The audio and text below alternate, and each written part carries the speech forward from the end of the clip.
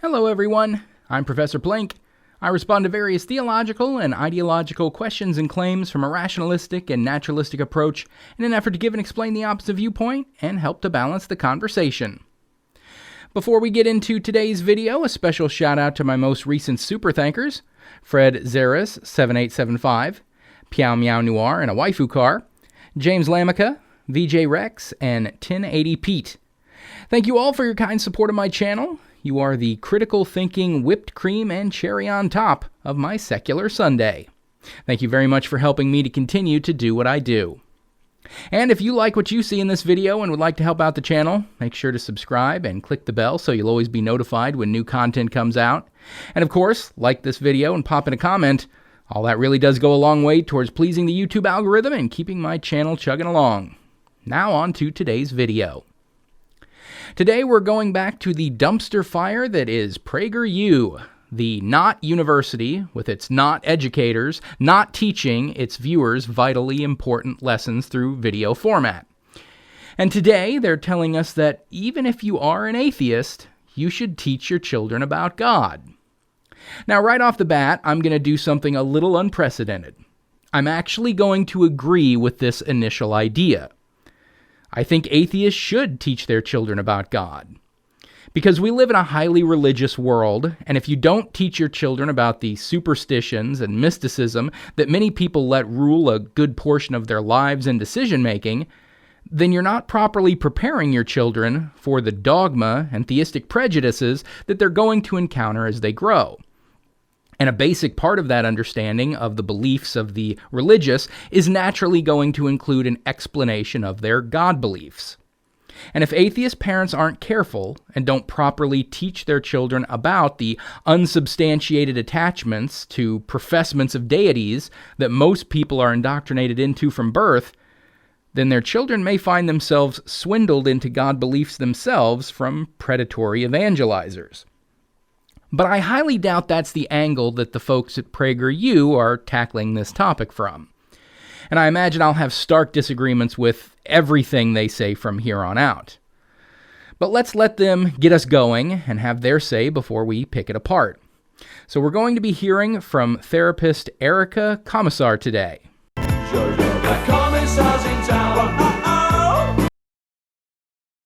As a therapist, I'm often asked why depression and anxiety are so common among children and adolescents. One explanation, almost surely the most neglected, is declining interest in God and religion. Well, depression and anxiety are very complex topics that can have many root causes. I mean, for starters, a major cause of depression is a chemical imbalance in your brain. But that figure of speech doesn't capture how complex the disease is.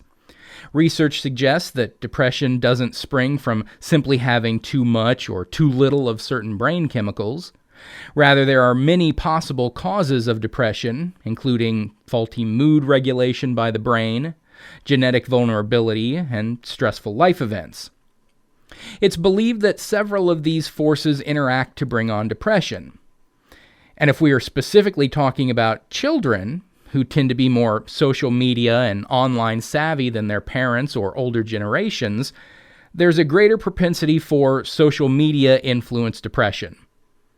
And while we're at it, there's been a link determined between the pandemic and a rise in anxiety and depression at about a 25% increase over pre-pandemic figures. All of these factors, and many more, are prevalent issues that have effects on people's mental health, particularly that of young people.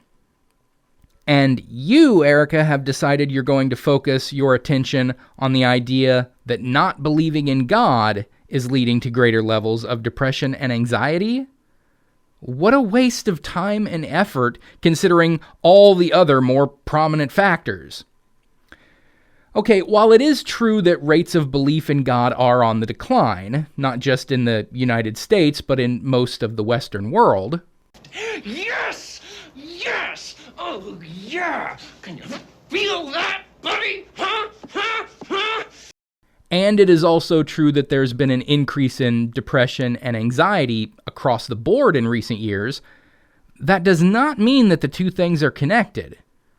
Correlation does not equal causation. In fact, if anything, the evidence is against the idea that increased atheism is exacerbating mental health issues. In studies of mental and physical health differences between non-believers and believers, atheists reported significantly lower levels of psychiatric symptoms, such as anxiety, paranoia, obsession, and compulsion, compared to both other seculars and members of most religious traditions. But go ahead, crack on with your claim that non-believers are all sad and depressed. I see the consequences of this in my practice almost every day. And this is not merely my personal observation. A 2018 Harvard study involving 5,000 people examined how being raised in a family with religious beliefs affects the mental health of children. The study found that kids who attended a religious service at least once per week scored higher on psychological well-being measurements and had lower risks of mental illness. Weekly attendance was also associated with higher rates of volunteerism, lower probabilities of both drug use and early sexual initiation, and a sense of purpose. There is a critical flaw in this argument. The study in question determined that it was people participating in religious services within religious communities who were more likely to report higher happiness and engage in more volunteerism. So, you mean to say that being part of an in-group that makes young, impressionable, and socially vulnerable people feel like they belong makes them feel happier? Or that in-group, which also tends to stress civic engagement, usually with an underlying theme of preaching and attempting to convert others, tends to make those young people be more active in their communities? What a surprise! If I woke up tomorrow with my head sewn to the carpet, I wouldn't be more surprised than I am right now. These same results can be achieved for children through any other structured social engagement, like playing in team sports, which has been shown to have the exact same kind of positive effects on children as attending religious services, or just engaging in any number of extracurricular activities. Study findings have shown that extracurricular participation was associated with higher levels of satisfaction with life and optimism, and lower levels of anxiety and depressive symptoms. So have your kids play sports, or join various clubs or social groups through their schools or local organizations. Be part of the Glee Club. Join the swim team. Meet up with the local library's book club once a week. Join the chess team. Start a robotics club. Organize a freaking bird watching group. Any of these things and many, many more could yield the same results as regular attendance at a religious service. The key factor is that it isn't the religion itself that is responsible for the greater levels of happiness or the lower depression rates. It's the belongingness. It's the social interaction. It's being part of a community that seems to care about you. That is the key factor. And that can easily be achieved through secular means without chaining yourself to a delusion that will likely damage your critical thinking skills for the rest of your life. Yet despite all the evidence that religious involvement leads to positive behaviors, Gallup reports that the U.S. has seen a 20% decrease in attendance at formal religious services in the past 20 years. Yes! Yes! In 2018, the American Family Survey revealed that nearly half of adults under 30 do not identify with any religion. From a purely psychological point of view, this is not a good trend. Nihilism, the belief in nothing, is a rich fertilizer for anxiety and depression. In contrast, the belief in God, a guardian figure who loves us, is an invaluable source of support and comfort. Whoa, stop right there. Nihilism is not the proper contrast with theism. The proper contrast is atheism, which is not synonymous with nihilism. See, this is the bait and switch that PragerU likes to often do. They engage in all manner of fallacious reasoning, and this is no exception. This one is a false dilemma fallacy. When only two choices are presented, yet more exist, or a spectrum of possible choices exist between two extremes. False dilemmas are usually characterized by either this or that language, but can also be characterized by omission of choices. This is what Erica is doing here. She's setting up the idea that if your kids don't believe in God, the only other possible option is that they will become nihilists and therefore believe in nothing, believe that nothing matters, and will be more prone to higher levels of anxiety and depression.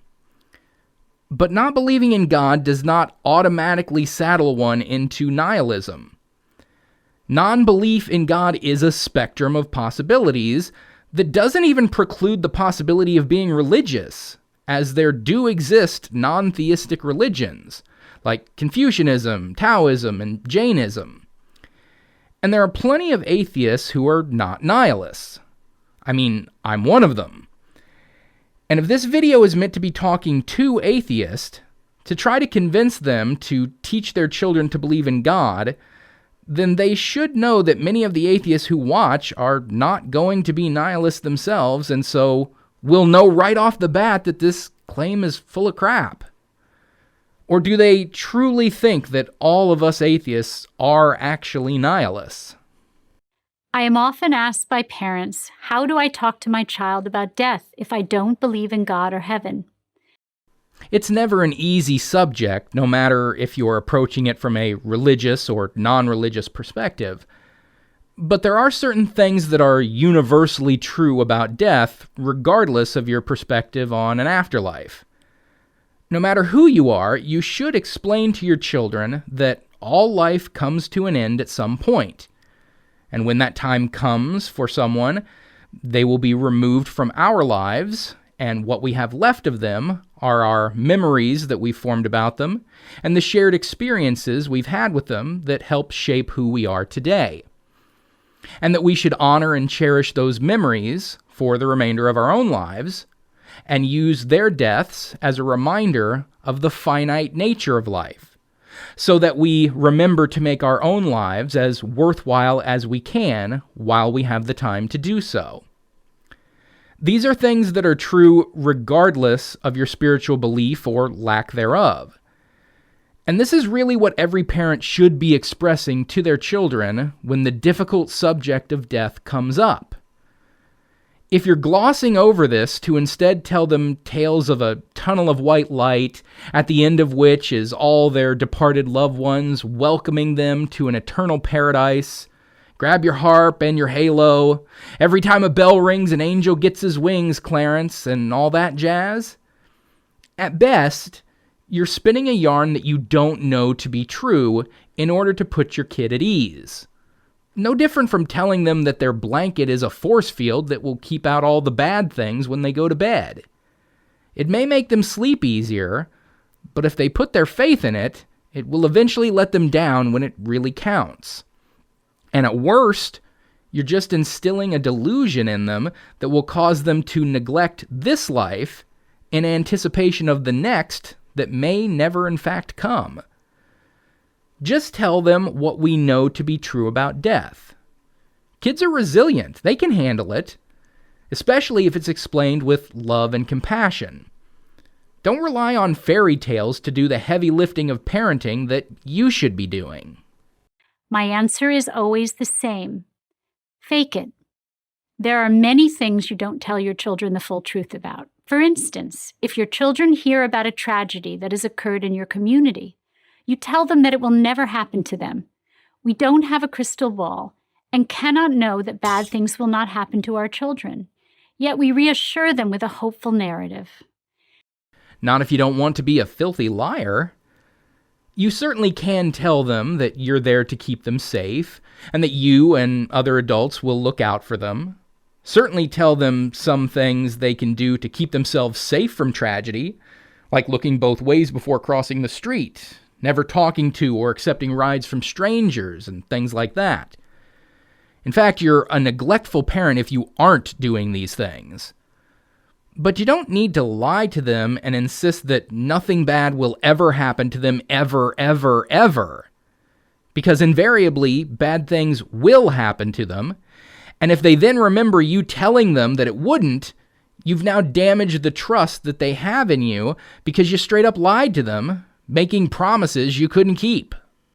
Why'd you say that, Chief? Come on, man, don't let your mouth write a check your butt can't cash. The same applies to believing in God and heaven. Even if you believe that when your life ends, your bones turn to dust and you are gone for eternity, such beliefs don't help children. They only scare them and create anxiety over death and dying. Not necessarily.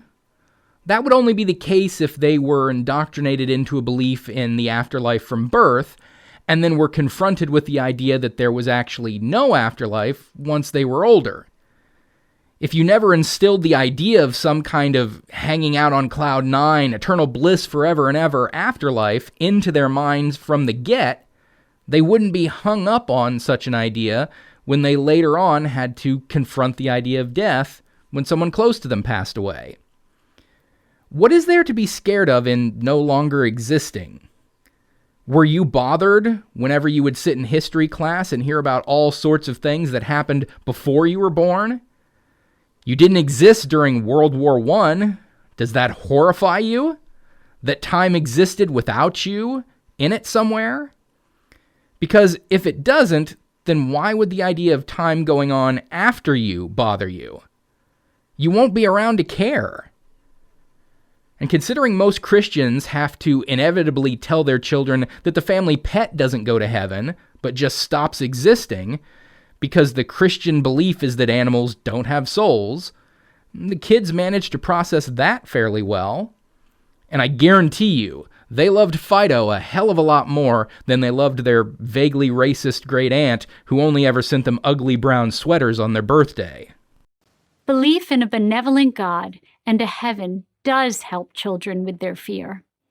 In our current age of broken families, distracted parents, school violence, and nightmarish global warming predictions, imagination plays a big part in children's ability to cope. It is far better for kids to use their imagination constructing something positive, such as a God who cares about us, than the dark nihilistic idea that there's no creator and protector and no purpose to our existence.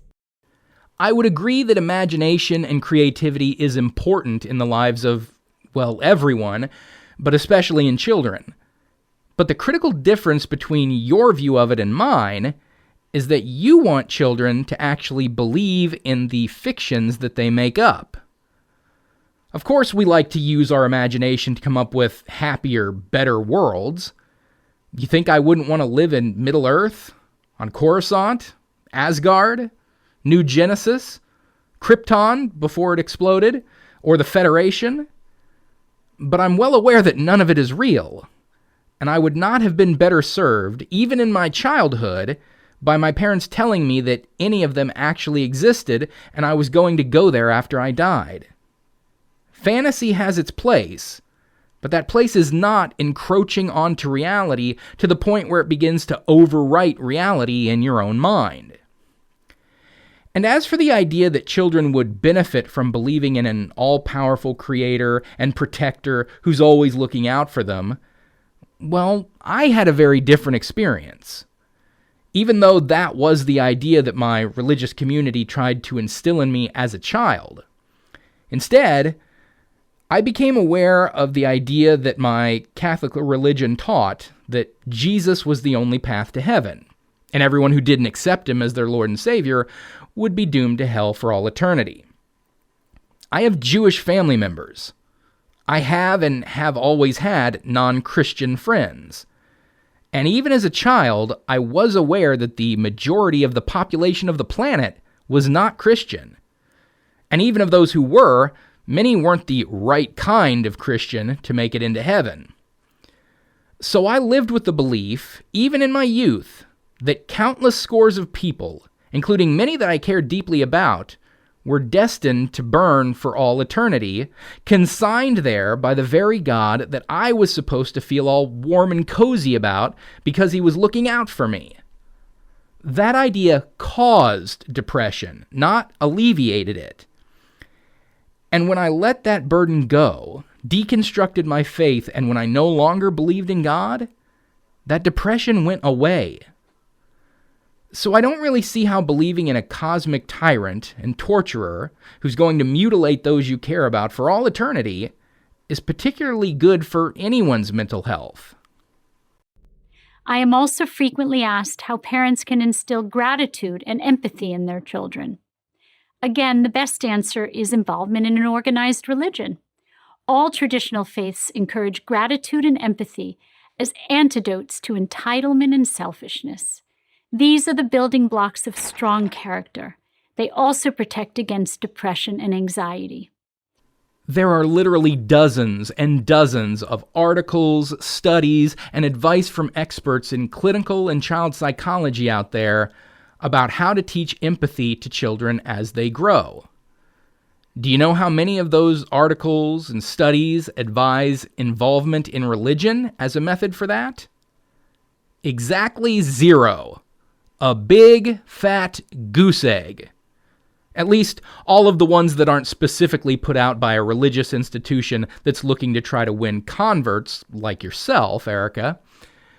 What they do all recommend is teaching emotional literacy, identifying and celebrating differences between cultures, ethnicities, and traditions, practicing meditation, unpacking one's own biases so they don't inadvertently pass them on to their children, using teachable moments to show children that when they're sad or hurt, other people can feel that way too, and to be a force for good in the lives of others, just as we would want them to be a force of good in our own. None of these things require any kind of religion to impart onto children. Additionally, religion provides children a chance for community. Being with people who share their faith can act as a buffer against the emptiness and isolation of modern culture. This is more necessary than ever in a world where teens can have hundreds of virtual friends and few real ones. Which goes right back to what I was talking about earlier, that really the only aspect of involvement in religion that is helpful to a child's mental health is the community aspect that it provides that can easily be found within secular communities as well. One can get all the positives of a religious organization's social benefits without conferring the dogma that invariably comes along with it being spoon-fed to young and already impressionable minds.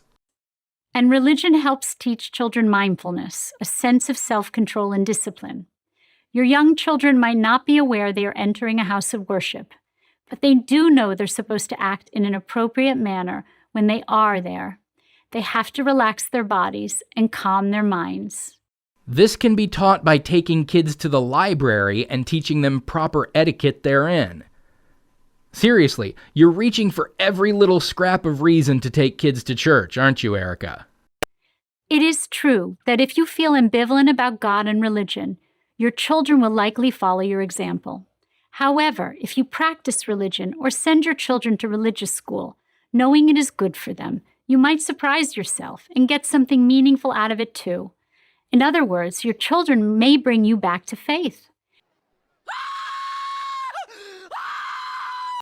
Well, if I needed any more reasons for atheists to not ever teach their children to believe in God or force them to be part of a religion, you just gave me a huge one. For one thing, I find it interesting that you phrase it as bring you back to faith, as if all atheists are former theists.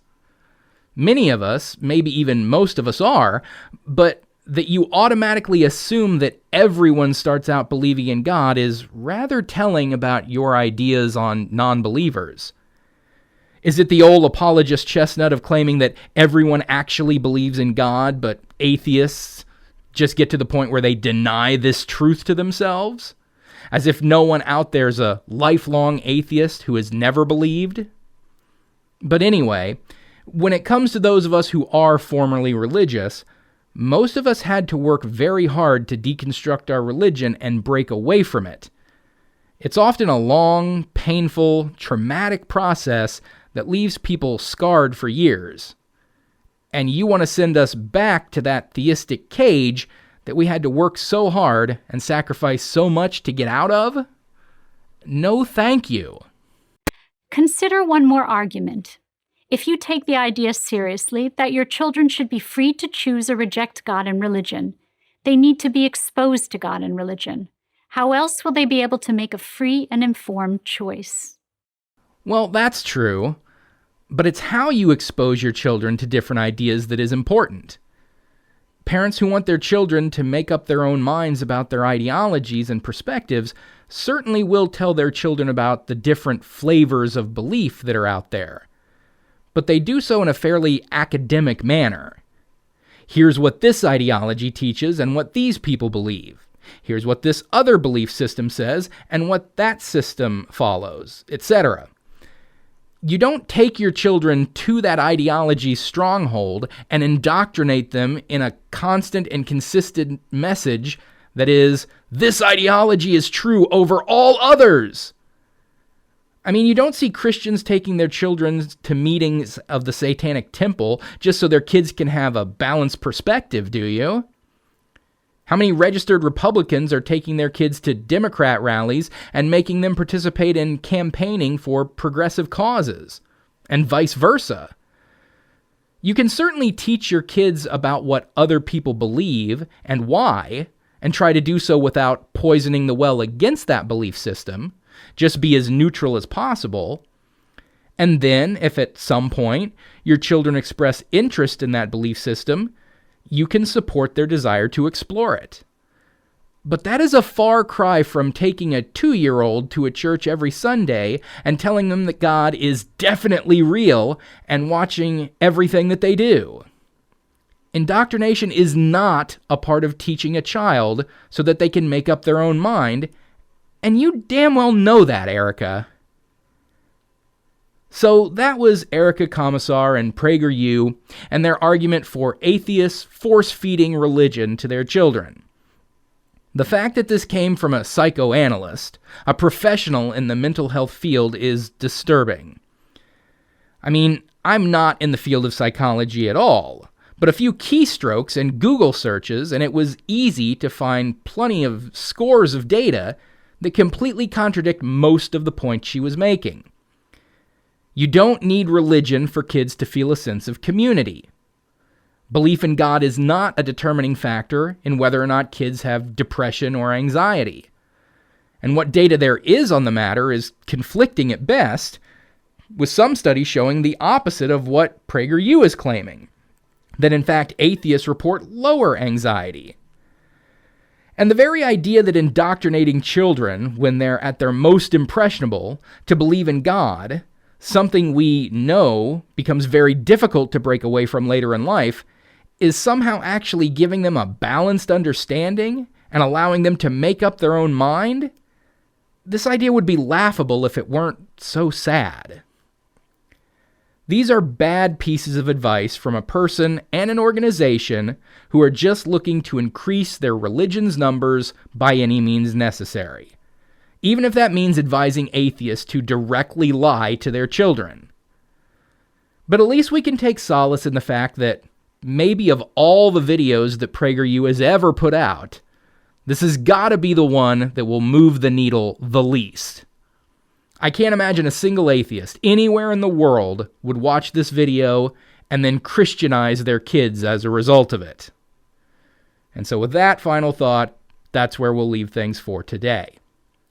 So thanks for watching, everyone. Don't forget to like this video, comment, and subscribe so you'll always be notified when a new video comes out. Until next time, I'm Professor Plink reminding you to keep striving for greater understanding.